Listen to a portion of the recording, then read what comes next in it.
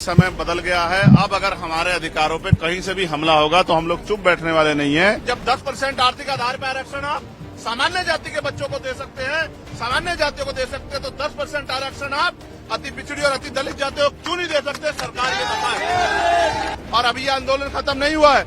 आज तो संपूर्ण भारत में भारत बंद जारी है, लेकिन 11 सितम्बर को जो हमने दूसरा चरण इसका बुलाया दिल्ली में, उस दिन हम सरकार को घुटने टिकवा देंगे। चैलेंज करके कहता हूं, आज इस आंदोलन में जिस सरकार के नेतृत्व में हमारे लोगों की पीठ पर लाठियां पड़ेगी, उस सरकार की कुर्सी को पलटने का काम, तख्ता पलट करने का काम भी हम आने वाले कल में करेंगे।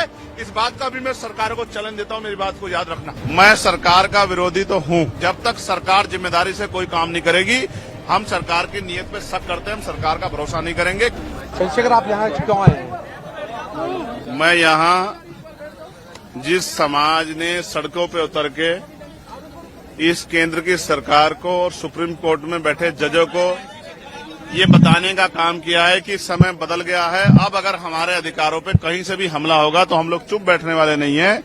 उसी सरकार को ये बताने कि जब समाज सड़कों पे रहेगा तो उनके नेता भी बंगलों में, महलों में नहीं बैठेंगे, वो भी सड़कों पे रह के समाज का संरक्षण करेंगे। जिस तरह से पूरे देश में भीम आर्मी आजाद समाज पार्टी के लोग जिला मुख्यालयों पे सड़कों पे उतर के संवैधानिक तरीके से अपना ज्ञापन दे रहे हैं, अपनी बात रख रहे हैं, बंद को सफल बना रहे हैं, ऐसे ही कार्यकर्ता के तौर पे हम दिल्ली में अपनी ड्यूटी को अदा कर रहे हैं। हम दिल्ली के जंतर मंतर पे पिछले कई घंटों से अपने आंदोलन को मजबूत कर रहे हैं और ये संदेश दे रहे हैं, सारी चीजों पर नजर भी रख रहे हैं कि हम इस आंदोलन से पीछे हटने वाले अब नहीं।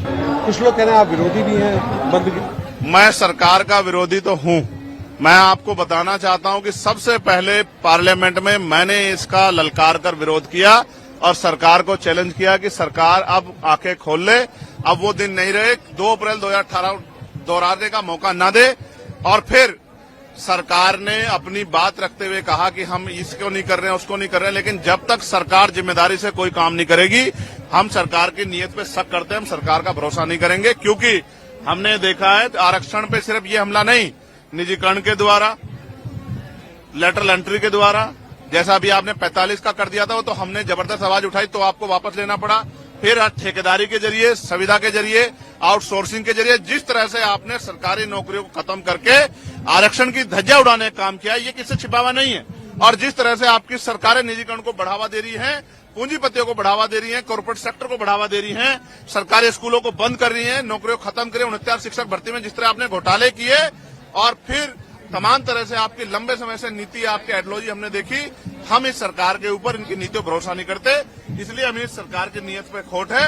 डॉक्टर बाबा साहब अम्बेडकर ने कहा था, संविधान कितना भी अच्छा क्यों ना हो, चलाने वाले हाथ अच्छे नहीं होंगे, उनकी नीयत अच्छी नहीं होगी, उनकी नीति अच्छी नहीं होगी, तो अंत संविधान बुरा साबित होगा।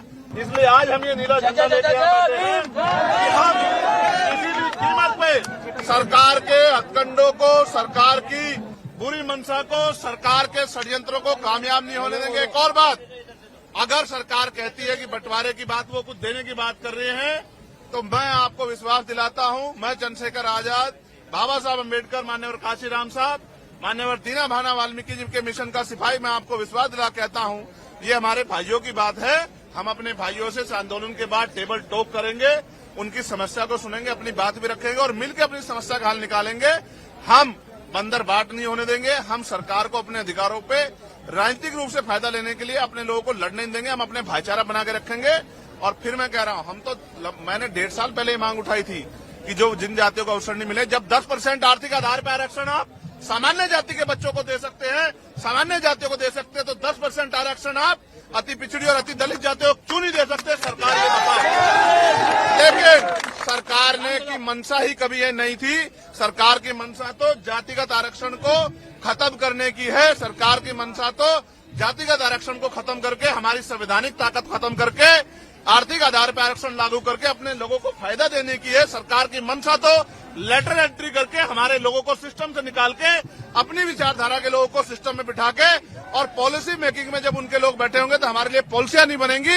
इसलिए हमें सरकार की नीयत पे खोट है। हम अपने भाइयों के साथ खड़े हैं। अगर हमारे भाइयों को हिस्सा देने की बात आएगी तो हम अपना हिस्सा भी उनको दे देंगे, लेकिन सरकार की नीयत के खोट को और सरकार की प्रणालियों को हम लोग लागू नहीं होने देंगे।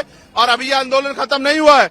आज तो संपूर्ण भारत में भारत बंद जारी है, लेकिन 11 सितम्बर को जो हमने दूसरा चरण इसका बुलाया दिल्ली में, उस दिन हम सरकार को घुटने टिकवा देंगे। अगर आज सरकार ने घुटने टेके, उसके बाद जब पार्लियामेंट का सेशन चलेगा, आप मेरी बात को याद रखना, हम सरकार को घुटने टिकवाने के लिए एक इतनी बड़ा जन समर्थन यहाँ दिल्ली में जुटाएंगे कि सरकार की आंखें खुल जाएंगी, नींद खुल जाएगी, और हम अपने आरक्षण पे, अब अपने अधिकारों पर किसी भी तरह की जो है हमला बर्दाश्त नहीं करेंगे। अपनी भाईचारे को बना के रखेंगे, अपनी एकता को बना के रखेंगे, और दुश्मन की चालों को भी कामयाब नहीं होने देंगे। मैंने सरकारों को ये भी कहा है, जिस तरह लाठियां बिहार में हमारे लोगों पे मार रहे हो, हमारे लोगों को पीटने के चक्कर में एसडीएम को ही पुलिस ने पीट दिया, ये जो लाठी मारने की प्रथा है, इसका भी सूद समेत हम लोग जवाब देंगे आने वाले कल में। और आपकी लाठियों का जवाब जो है हम लोग अपने तरीके से, संवैधानिक तरीके से देंगे। और मैं चैलेंज करके कहता हूं, आज इस आंदोलन में जिस सरकार के नेतृत्व में हमारे लोगों की पीठ पर लाठियां पड़ेगी, उस सरकार की कुर्सी को पलटने का काम, तख्ता पलट करने का काम भी हम आने वाले कल में करेंगे। इस बात का भी मैं सरकारों को चैलेंज देता हूं, मेरी बात को याद रखना। चंद्रशेखर जी, जो 2000 इलेक्शन में अभी पार्लियामेंट के जो इलेक्शन हुआ, उसमें जो लोग संविधान की कॉपी लेकर घूम रहे थे, आरक्षण और संविधान को बोल रहे थे कि आरक्षण खत्म कर दिया जाएगा, और आज वो कहाँ दिखाई दे रहा है? देखिए, मैं आज अपने समाज के संरक्षण के लिए, समाज के आवाज को मजबूत करने के लिए सड़क पर उतरा हूं। आज मैं किसी को कुछ नहीं कहना चाहता। हमारे समाज की आंखें वो सबको देख रहा है, कौन क्या कर रहा है। समाज की आंखें नहीं, ऐसा नहीं समाज की आंखें नहीं है, समाज देख रहा है। और अब समाज आने वाले कल में जो फैसले लेगा, उनसे सभी दलों को एहसास होगा कि किस तरह से चुप्पी रखी जाती है और किस तरह से बंद मुंह करके सरकार को समर्थन दिया जाता है।